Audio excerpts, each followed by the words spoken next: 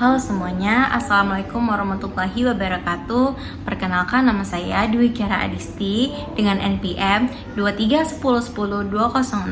Di sini saya akan membuat video untuk memenuhi mata kuliah Hukum Perdata Internasional dengan dosen pengampu Dr. Selvi Harfiatantri, SHMH. Di sini saya akan membahas apa saja materi-materi pada HPI. Mari kita simak video berikut ini. Sebelum kita membahas apa saja materi-materi pada HPI, mari kita mengetahui apa sih itu pengertian daripada HPI. HPI adalah hubungan hukum antara person dan reh-person yang menimbulkan adanya hak dan kewajiban melampaui batas negara dan mengandung unsur asing. Apa saja sih unsur-unsur asing itu?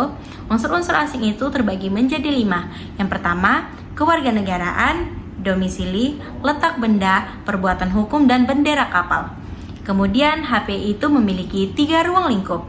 Yang pertama, hukum mana yang berlaku. Yang kedua, lembaga atau pengadilan mana yang berwenang. Dan yang ketiga, sejauh mana putusan berlaku oleh para pihak. Kemudian HPI itu memiliki 2 aliran.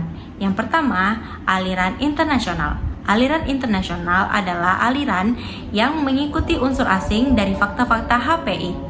Yang kedua, aliran nasional. Aliran nasional adalah aliran yang mengikuti hukum negara yang dipilih. Kemudian HPI itu memiliki sumber hukum.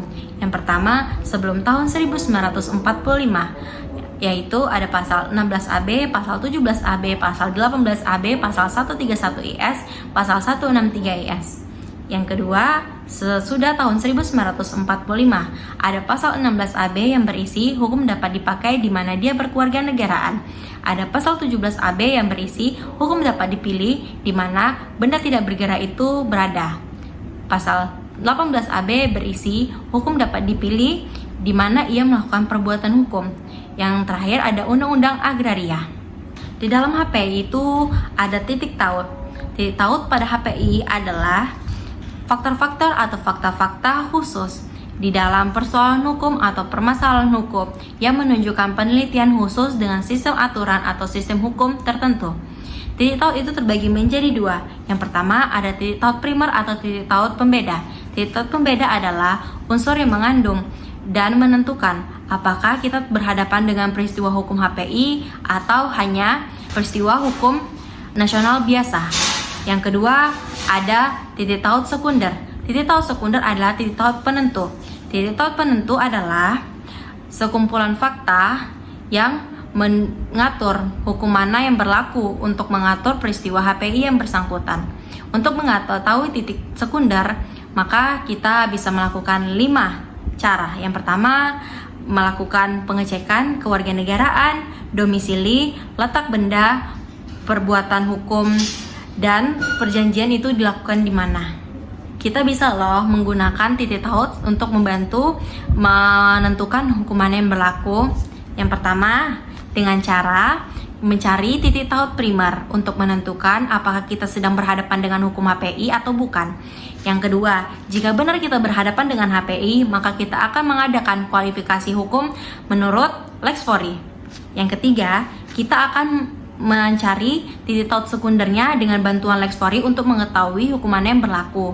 Yang keempat, Lex Causae atau hukuman yang berlaku dapat menentukan apakah kaidah hukumnya Lex Fori, Lex Causae, atau kaidah asing lainnya.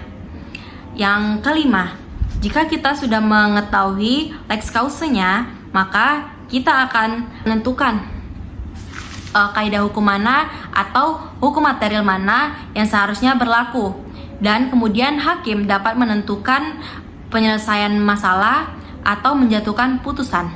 Dalam HPI itu ada 6 asas. Yang pertama tentang subjek hukum. Subjek hukum itu terbagi menjadi 2, yaitu ada orang. Orang ini terdapat asas yang pertama, asas di mana subjek hukum itu berkewarganegaraan atau berdomisili.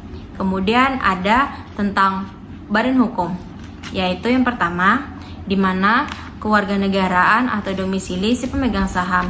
Yang kedua, asas administration of center, hukum tunduk di mana kegiatan administrasi perusahaan. Yang ketiga, asas di mana subjek hukum itu didirikan. Dan yang keempat ada asas di mana kegiatan operasional itu dilakukan. Yang kedua ada hukum keluarga, yaitu asas di mana seseorang itu atau pihak itu melangsungkan perkawinan. Yang kedua, di mana para pihak itu berdomisili atau berkeluarga negaraan. Hukum benda. Hukum benda ini terbagi menjadi 3. Yang pertama ada benda tidak bergerak, yaitu hukum dipakai di mana benda itu berada. Yang kedua, benda bergerak atau dapat dipindahkan, yaitu ada 3 asas. Yang pertama, di mana si pemegang hak atau pemegang berkeluarga negaraan. Yang kedua, di mana pemegang hak atas benda itu berdomisili. Dan yang ketiga, di mana benda itu terletak. Kemudian ada benda tak berwujud. Benda tak berwujud itu ada 3 asasnya, di mana pemegang hak atas benda itu berkeluarga negaraan atau berdomisili. Yang kedua, di mana gugatan atas benda itu diajukan. Dan yang ketiga, di mana perbuatan perjanjian utang piutang. Selanjutnya itu ada hukum perjanjian. Hukum perjanjian itu terbagi menjadi 5 asas. Yang pertama ada asas fakta sunt servanda. Yang kedua ada asas lex loci contractus. Yang ketiga ada asas lex loci solution. Dan yang keempat, hukum berlaku di mana perjanjian dikehendaki. Serta yang kelima, hukum berlaku di mana prestasi yang paling berkarakteristik dilakukan. Yang kelima ada tentang perbuatan melawan hukum.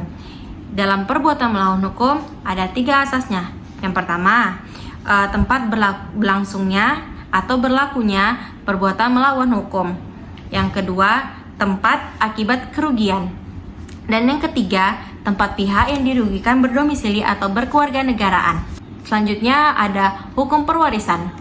Yang pertama itu di mana letak benda yang akan diwariskan itu berada. Yang kedua, di mana tempat si pewaris menjadi keluarga negaraan atau berdomisili saat ia meninggal dunia. Dan yang ketiga, tempat pewaris berdomisili saat membuat ahli waris. Sekian materi HPI yang sudah saya jelaskan tadi. Lebih dan kurang saya mohon maaf. Wabillahi taufiq wal hidayah. Wassalamualaikum warahmatullahi wabarakatuh.